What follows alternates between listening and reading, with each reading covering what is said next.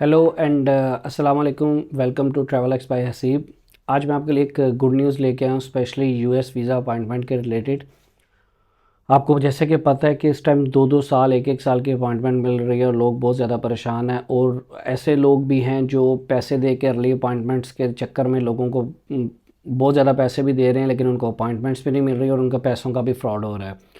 तो US state department ने आज ये ऐलान किया है कि जो अपॉइंटमेंट्स अर्ली अपॉइंटमेंट्स का सिस्टम है, या जो अपॉइंटमेंट्स जल्दी मिलेंगी जिन लोगों को, उसके लिए वो लोग वर्किंग कर रहे हैं और बहुत जल्द लोगों को ये खुशखबरी मिलेगी कि अब उनको जल्दी अपॉइंटमेंट्स मिला करेंगी।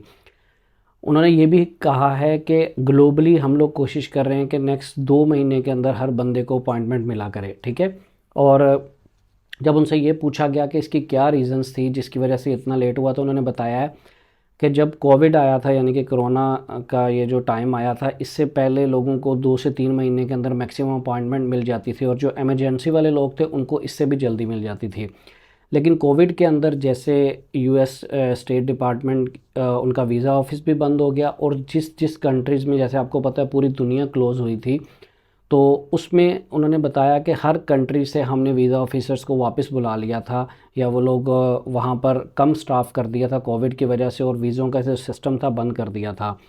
तो उसमें कुछ लोगों की जॉब्स भी चली गई, उन्होंने स्टाफ भी ले ऑफ किया। लेकिन उसके बाद अब फिर से वो लोग जैसे जैसे कंट्रीज़ ओपन होती गई वहाँ पे वो स्टाफ पूरा करने की कोशिश कर रहे हैं। अब हो क्या रहा है कि कोविड से पहले की जो एप्लीकेशंस थी वो, और जो नई एप्लीकेशन है उसकी वजह से एक बैकलॉग लग गया बहुत ज़्यादा, जिसकी वजह से वो कह रहे हैं कि अब हमें थोड़ा टाइम लग रहा है अपॉइंटमेंट्स देने में, हम पिछला जो रिकॉर्ड है उसको क्लियर कर रहे हैं।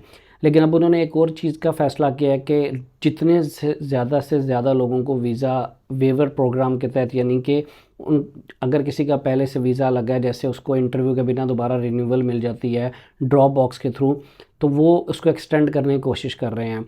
और उन्होंने बताया कि जिन कंट्रीज़ के अंदर इस टाइम प्रेशर कम है, जहाँ पे वीज़ा ऑफिसर्स के ऊपर, उनको वो जिन लोगों का वीज़ा वेवर प्रोग्राम के तहत रिकॉर्ड आ रहा है वो उनको ट्रांसफ़र कर दिया जाता है कि वो उसको देखें, ताकि जिस कंट्री के अंदर न्यूली लोग फर्स्ट टाइम यूएस का वीज़ा अप्लाई कर रहे हैं और उनका इंटरव्यू लेना पड़ता है, वहाँ पे स्टाफ अगर कम है या वहाँ पे रश ज़्यादा है, तो उस स्टाफ को सिर्फ उसी काम पे लगाया जाए, वीज़ा वेवर प्रोग्राम के लिए ना लगाया जाए। वेवर प्रोग्राम उस कंट्री का जो डाटा है वो दूसरे कंट्रीज़ में वो लोग भेज रहे हैं। और उन्होंने ये भी बताया कि 2000 यानी कि नेक्स्ट ईयर से 2023 से जो है ये रूटीन एक नॉर्मल रूटीन में आ जाएगी जो कोविड से पहले थी।